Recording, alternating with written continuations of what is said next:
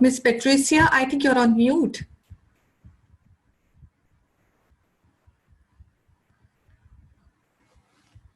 Can you hear me?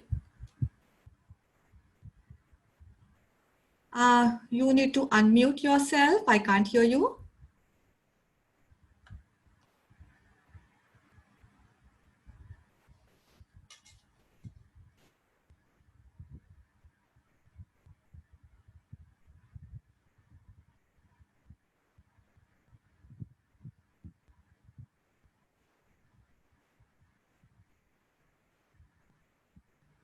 Cracking up, so I can't hear you. Lena, you're cracking up. Hello. Now. Yeah. Yeah, can you hear me now? All okay? Yes, Lena. Yeah. Okay. Okay. So, warm good evening to both of you, Mr. Josefa Merchant and Miss Jayashree Patricia Felsit. I'm Dr. Lena Fouquet, Associate Director, International Relations and a Professor at Christ University, Bangalore, and I'm your moderator for the day. So it is with special excitement, I'm pleased to welcome both of you to WEF Global Digital Summit 2020. So, well, our first speaker is Mr. Merchant, and he is a founder in Sync Shop Fitting, a safe enterprise venture India. And I would like Mr. Merchant to introduce himself to our audience and our co-speaker and probably begin with your topic for the day. Over to you, Mr. Merchant. Sure. Thank you very much for having me here. So should I dive into my talk? Or, yes, you can probably introduce yourself because we would like to hear something about yourself, your achievements, and then you can start on your topic. That's part of my talk in any case, so I'll dive into it. Yes. Right. All right, here goes. What can I do? And what can I do? The difference in the attitude between these two statements is the difference between success and failure, between greatness and obscurity, between happiness and disparity.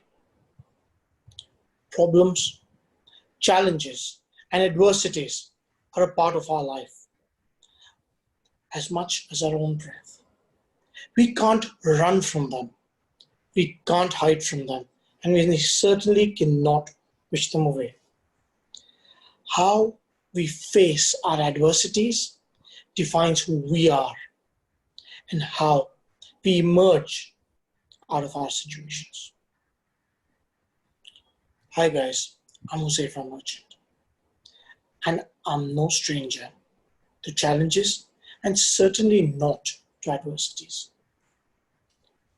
I have a visual condition called retinitis pigmentosa. What that means is that I have 5% the eyesight that you do. And it also means that at some point in my life, I could go blind. I have no control over that. But I do have control over what I do with that 5% eyesight. I do have a control over the choices that I make and the decisions that I take. And I have decided to overcome my challenges before they overcome me. I run a design-centric business. We design, manufacture, and distribute furniture and fixtures for retail stores, which is termed as shop fittings. But the shop fittings that we design and develop are unique. I hold more than 10 design copyrights to my name and a couple of pending patents. Because we're able to combine the efficiency of digital technology into physical spaces, into the racks, into the fixtures and the shelves. My innovations, products that I've designed, have won accolades on the international stage from recognized retail and media bodies like CMO Asia, Franchise India, and the Economic Times. Asia Retail Congress has titled me as one of the top 100 retail minds of this country 3 years in a row. Wonderful. And why am I here? Why am I telling you all of this? Because today, a lot of people ask me, how do you run a design-centric business? How do you deal with more than 250 people, 3 manufacturing facilities, being 5% sighted? I say it doesn't take eyesight to run a business. It takes vision. Absolutely. It's a matter of perspective, Lena, right? It's a matter of focusing on the solution and not the problem. Extracting opportunities out of the adversities. And that alone, I believe, is important to be successful. Your perspective matters. Today, imagine if 80% of what we do starts with our eyesight, right? Something as simple as shaving. Now you can see I'm pretty well groomed, and I do it myself. I decided to figure out how to do it without my eyes. Something as simple as playing with your children, as working with them and doing their homework is also a challenge. And well, I have a bond with my children like none other. When I walk down into a dark space, my 7-year-old will shoot her hand up and hold my hand. That's such a beautiful feeling that she knows her papa can't see and she's there to help. Can you imagine that bond? That's priceless. And that's an opportunity that my eyesight has given me.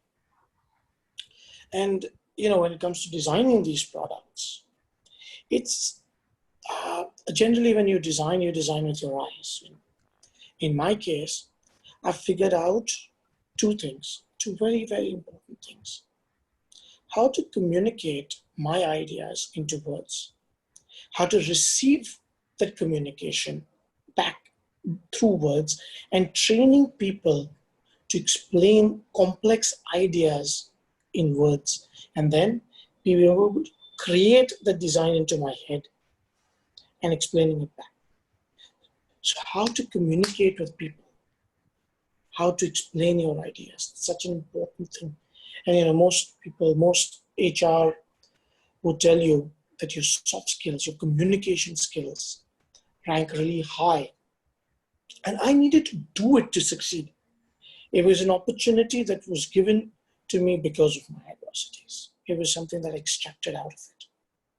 And that's, again, a very big factor in my success.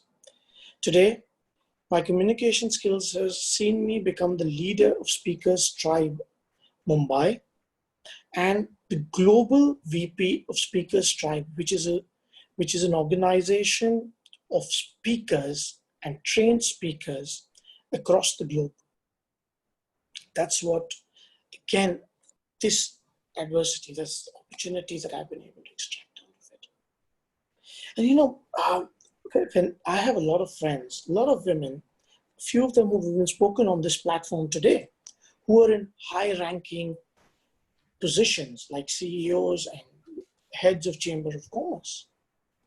And when you look at women and their roles, on one hand, they've got to perform on the big stage in their careers.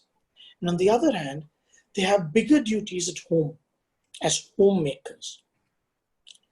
But unfortunately, sometimes the homemaker part of it becomes an adversity because of perspective of society, perspective internally, your own beliefs. But when we look at the opportunities that a homemaker has and the learnings, they are no less a CEO than anybody. They are negotiators because they do it day in and day out. They are as good as HR heads. All women are taking care and binding the family together, raising kids, nurturing them, helping them grow selflessly. Now look at all of this. When you put all of this together, you'll see that that's the role of a CEO, right? Yes.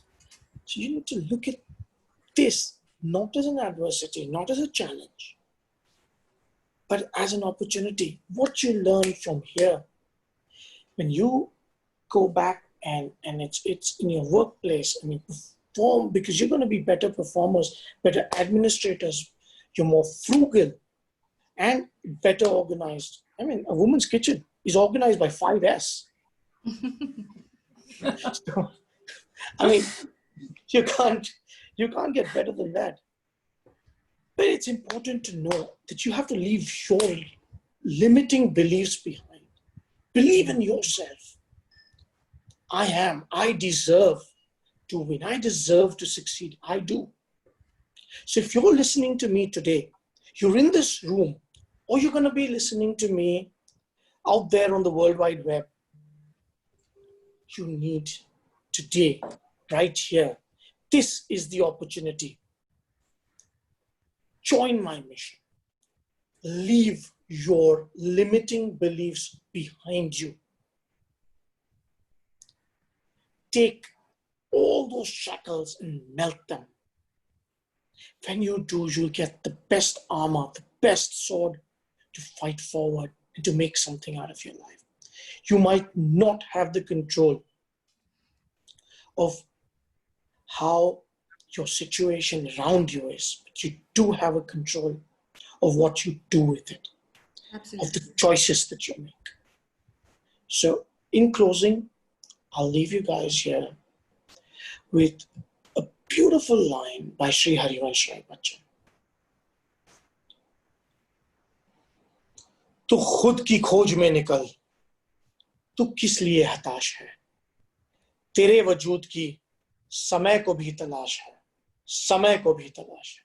Oh, wonderful, wonderful. तो तुझसे लिपटी बेड़ियां, समझना इनको वस्त्र तू, ये बेड़ियां पिघाल दे, बना दे इनको शस्त्र तू, बना दे इनको शस्त्र तू.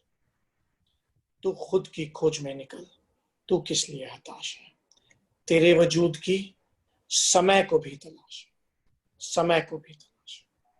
Beautiful. Thank you. Thank you guys for having me here and giving me this opportunity to make a difference. Thank you to WEF, Lena, and all the organizers. It's such a beautifully organized event with so many speakers and so many tracks. I think girl power. You guys have done a brilliant job. Pleasure. Thank you so much. Thank So, you. Mr. Merchant, I think we will listen to Patricia now, and probably then we'll take the questions. So, towards the end, probably we can have the Q&A session. So, thank you, Mr. Merchant, and we would like you to stay with us. I'm right here. I want to listen to Patricia. Yeah. So, Patricia, I'm sure that you won't have probably, I don't know, you understood the last a few liners which Mr. Merchant was talking to us or sharing with us, but any which ways we will proceed with our session. So just a few, a small introduction about Patricia. Patricia is a founder and director of Social Living Solutions and creator of the Family Joy model. Through every aspect of her work, Patricia hopes to see fulfillment of her vision for a world where people with autism and other neurodiversity are accepted, integrated, and recognized as valued members of society. Her aspiration is to remove prejudices and misconceptions around neurodiversity and replace ignorance with compassionate understanding. Patricia is seen as the leading authority in family joy training. She has created holistic program to support families with neurodiverse children to relieve stress and anxiety and creates happiness, better family balance and joy. As a passionate advocate for neurodiverse people, Patricia helps families with neurodiverse children to live a joyful life free of discrimination and judgment. She has many awards and accomplishments to her credentials, and the list goes on. So without any further delay, I would like Patricia to share her thoughts on today's topic. Patricia, over to you. Thank you so much, Dr. Lena. Thank you for your wonderful introduction. And thank you so much, Huzafa. That was a wonderful, wonderful talk. It was so inspiring and so good to listen to. And in fact, leads perfectly into what I'm going to be speaking about. So I'm really, really pleased. So I'd like to start tonight by thanking the Women's Economic Forum and the All Ladies League for inviting me here to speak tonight, all the way from Canberra, Australia. It is really, really exciting to be part of this forum. It is fantastic and such an honor. A pleasure. So I want to start today by honoring and acknowledging the wisdom of years of experience of everybody that will be listening here today. And I'm not here to teach you anything tonight or today, but I'm here to acknowledge all that you've already learned and take you on a journey with me. So I'm going to take you on a journey with me that fits into my vision that you read out, Dr. Lena. So first of all, I'm going to start with a definition of autism and ADHD because I recognize that not everybody may not fully understand. So autism and ADHD are recognized as what we call neurodiverse conditions. Neurodiverse or neurodiversity is the displaying of or characterized by autistic and or other neurologically atypical types of behaviors or thought patterns. So in other words, not neurotypical. And so autism and AD are grouped together and now recognized as being under the one umbrella. And then sitting together with autism and ADHD, often what we call comorbid conditions. So to give you an example of comorbid conditions, these are things like dyslexia, dysgraphia, dyspraxia, OCD, obsessive compulsive disorder. So that just gives you a bit of an idea. I mean, there are many more, but I'm just mentioning a few here tonight. And these are all recognized as neurodiverse conditions and all sit with autism and ADHD. All autistic people are affected to some degree by two main areas. One is difficulties with social communication, and the other is repetitive patterns of behavior. And autism is also characterized by sensory difficulties and sensory sensitivities. So as previously mentioned, I invite you to come on this journey with me. A world where all people with autism and other neurodiversity are accepted, integrated, and recognized as valuable members of society, no matter what their ability. My desire is to empower parents to feel strong in taking a leadership role for their child, to know that they are the best and most knowledgeable advocates for their children. I want to impart the confidence and strength and belief to all neurodiverse people and their families that they possess the knowledge and the tools to advocate from a position of strength and belief. I'm the mother of two boys, a 15 and a 17-year-old boy, two very confident, wonderful, sensitive, intelligent, compassionate young men, and both have autism. One has ADHD with the autism and the other one has dyslexia. So a perfect example of how comorbid conditions sit with autism. Supporting them to grow up into the fine young men that they are today has been nothing short of challenging, but not challenging because of my children, but challenging because of society's judgment and ignorance, and also because of the education systems and the health systems letting us down. So me starting my business, Social Living Solutions, was an answer to this frustration, both as an autism parent and as an educator working in the education system here in Australia with children with disability. Because what I wanted to do was to provide effective and early intervention support for these families, because when you first get a diagnosis, you often don't know where to go, who to approach, what to do, what services there are. And with children with autism and ADHD and other neurodiverse conditions, early intervention is critical to help them achieve the best that they can and to be the best people that they can be. So there's a saying. The saying is, if you know one person with autism, you know one person with autism. And this goes back again to those comorbid conditions and to the sensory sensitivities. Because autism is a neurological condition, is partly environmental and is partly genetic, it affects every individual differently. So everyone with autism or ADHD is different. So there's no uniform. They're all very, very different.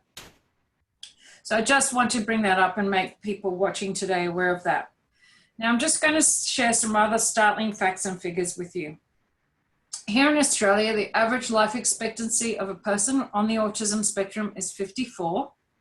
In the United States of America, it is 36. In most countries around the world, this is the norm. And the average life expectancy of someone with autism is 18 years less than that of their peers. The other alarming fact is the unemployment rate. In Australia, people with autism have a higher unemployment rate than any other disability, and that is an unemployment rate of 85%. So only 15% are employed. And this is also similar in the UK, in the US, and in other nations too, such as India. And this is because there's a misconception amongst employers, a misconception that's going to cost them too much money and too much resources to employ someone with autism, and then they're not going to get their value out of them, where in fact it's quite the opposite. It's also important to note that rates of autism are increasing rapidly, but they're increasing rapidly because we're getting better and better at diagnosing. We're getting better at diagnosing these conditions. In the US, it's estimated that 1 in 7 people are neurodiverse. That's a huge portion of the population. I also want to note here that ASD, or autism spectrum disorder, and ADHD used to be very much thought of as male conditions, predominantly dominated by males. We're finding that this isn't the case. It's just that females present differently and are harder to diagnose. So therefore, at the moment, they're saying the ratio is 2 to 1. So for every 2 males, there's 1 female. But other experts in this area and myself, we all think that it's probably 1 to 1. And as we get better at diagnosing the condition, this will come through much more. Worldwide, people with autism are subjected to stigma, discrimination, and human rights violations. Just global access to services is inadequate, to say the least. It's important to note here that the way autism is perceived, understood, accepted, and treated varies across regions, countries, and cultures. So, for example, in a country such as India, and I am part Indian myself too, Indians largely emphasize conformity to social norms and value social relatedness. So hence, a disorder that's defined by inadequate social functioning has special significance in a country such as India. In Western nations, we're getting better and better at understanding neurodiversity almost daily because there's research always been coming through and there's new research coming through daily. However, the world over, this is not the case. In some nations in the world, especially in less developed nations, there's still much shame and fear around autism and neurodiversity. In some cultures, children in the autism spectrum are kept in darkened rooms, chained to furniture, and victims of repeated sexual abuse. And this still happens in the world today in certain countries that I am aware of. So understanding autism and ADHD and similar conditions at the moment is still very much surrounded by ignorance, fear, and misconceptions. So rather than being recognized as valued members of society, they're still viewed as a burden. When parents get an autism or ADHD diagnosis, they somehow feel that their child is flawed, and they're often devastated with this diagnosis. And this is partly due to the fact that the diagnosis process that we go through is deficits-based. To diagnose these conditions, we have to look at a person's deficits. So not what they can do, but what they can't do. So this emphasizes it for the parents and for the children. Now, much more knowledge and recognition around the fact that neurodiverse individuals have much to offer is coming through more and more. And with the right supports, adjustments, and to environment understanding, they will thrive. Societal changes need to take place to better understand these individuals, and then they will realize this for themselves. Autism is a silent disability. you know, as you know, and like Josephus is true, it's a silent disability. You wouldn't look at him and know that he has a disability if you just happen to see him. And autism is very, very much like this too. So this is where these people really suffer. So I'm just going to end here today. I'd just like to share a couple of short stories with you. One is a family that I work with, and they have, their boys are now 6 and 8. So last year when their 6-year-old was 5, so in 2019 in the school year, he was in what we call kindergarten here in Australia. He was suspended 6 times from school last year. And he was suspended because he was hitting other children and he was throwing furniture. And, you know, unfortunately in the education system in Australia, and I'm sure it's probably the same in India, we're under-resourced. Our teachers aren't well supported and they don't have enough support in the classrooms to help. What I found out through working with this family this year and with this boy is that he has great empathy. It's actually a myth that people on the autism spectrum don't have empathy. In fact, they feel it in bucket loads. They're actually very, very sensitive to the environment and others around them. So what was going on for this boy was when a peer in his class was distressed or upset or worried or hurt, he would feel it tenfold to what that peer was feeling it. And because he was 5, he didn't have the language or the emotional intelligence to express it. So how did he express it? He acted it out. But the school didn't recognize this, and unfortunately he was, you know, being suspended, he was shamed. You know, other parents in the school were thinking, what's wrong with this child? The parents were shamed. You know, when you think about it, it's really, really, really terrible. So tonight, I just want to introduce you to a proposal of mine and an idea that I have. And this is linked, at the moment, I'm writing a book, and the book is called Putting the Awesome into Autism, Turning Disability into This Ability. And as part of writing this book, I'm putting together a think tank. And in this think tank, I'm wanting to bring all of our great minds together. So I'm inviting anyone who shares the same values and vision as me to support neurodiverse individuals to reach their full potential in all areas of their life. I'm sure that some people listening here tonight are really concerned by what I've spoken about today. So I ask you collectively to think about what we can do to help people with autism and other neurodiverse conditions overcome these challenges. I challenge you to really think how we can collectively achieve the vision of a world where people with autism and other neurodiversity are accepted, integrated, and recognized as valuable members of society. A world where we can truly support those with disability to overcome daily challenges they experience. So I ask those of you listening today, and also if anyone, if you know, if you think would like a really, really value and I really want international input into the think tank, that they can contact me through my website, which is www.sociallivingsolutions.com.au. My Facebook page is Social Living Solutions, and my Instagram page is just Patricia Falchetta. So I thank you again. Thank you so much for inviting me and giving me this opportunity. I'm so honored. And I again want to thank Josefa again for his fantastic presentation. Thank you so much, Patricia. That was heartwarming. It was a heartwarming presentation, and I'd love to get in touch with you and see what I can do in terms of being part of your think tank. We will connect soon. That would be wonderful. That'd be fantastic. I'm touched, and I'm so glad that I'm here with you and I'm listening to your session, because this is what we face, because I work for a university and we have seen these kind of problems, and there are no right or wrong solutions to this. Of course, there are constitutional frameworks, there are policy interventions, but then how far are we using these to probably get solutions to such problems is again only on the papers, and we really need to work towards it. So I'm really touched, and thank you so much for giving us those insights, and it was lovely hearing you on this topic. I have a question for Mr. Josefa.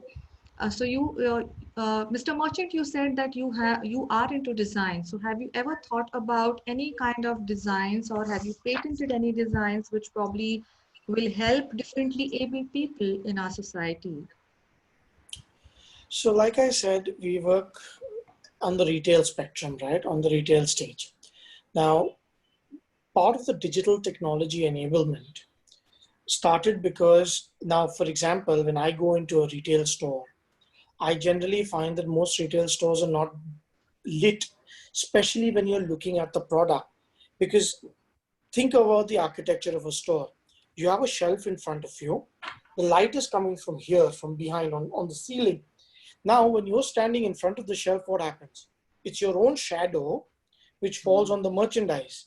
So when I'm actually looking at the merchandise, I can barely see because the light is reduced to 1/3 or less. And that's where we started designing this entire system where the lights are integrated into the shelf. Mhm. So now the products are completely lit. Okay.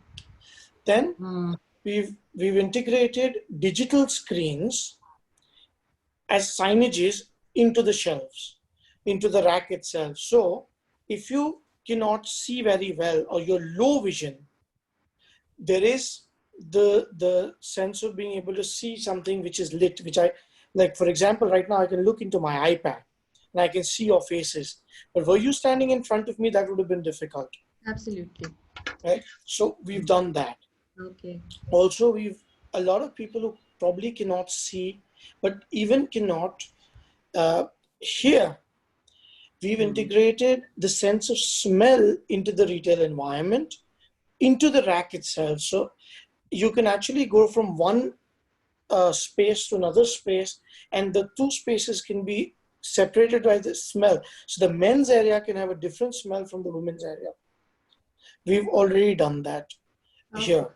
Okay. And we're working on technologies where you can get voice-based assistance Lovely. while you're standing in front of the product as well. Thank you, Mr. Merchant. So, so we are really happy to announce here for the kind of contribution and work you have done till now, and we would like Mr. Merchant to kindly accept our token of gratitude from WEF Global Digital Summit 2020 as iconic leader creating better world for all. Thank you, Mr. Merchant. And Thank you so much. Thank you so much. That is so kind of you. yeah, and I receive that with all the humility I can. thank you so much. It's our pleasure. And Patricia, uh, uh, on behalf of Global Digital Summit WEF 2020, we would also like to accept our token of gratitude as iconic women creating a better world for all. Thank you so much for joining us, and we are really blessed to have both of you here with us and giving your inputs, and you have spoken about your work. We are looking forward to connect with you again. Thank you so much. Thank you so Thank you much. so much. Have a Thank good- you. Patricia, if you don't Yes. mind, can I leave my number here with you? Could you just drop me a text and maybe we'll connect soon? I want to understand what I can do in the limited time that I have, at least on the thinking front of it, strategizing with you. And I also want you to connect you to a friend of mine, Jasmeet Arora, who's also working tirelessly towards the same end. So my number is 961988 961988 5005. 5005 Yeah. So you'll have to add +91 as a country code. for India. Yeah, for Yeah. India. Yeah. If you send me a text, we'll connect sometime next week, and I'd love to do whatever I can. Thank you so much. And your friend was Jasmeeta? Jasmeet, JASMEET, Jasmeet Arora. Okay. Thank you. So once Thank you you so send me, much. I'll connect the two of you as well. Okay, lovely. Wonderful. Thank you. Thanks. Thank you, Dr. Lena. Thank you again. Thank you so much. Thank you, Dr. Lena, for Bye. such a brilliant session and Thank giving you. us this opportunity. Cheers. Thank you. Thank you. Bye-bye. Bye. Bye-bye. Bye. Bye.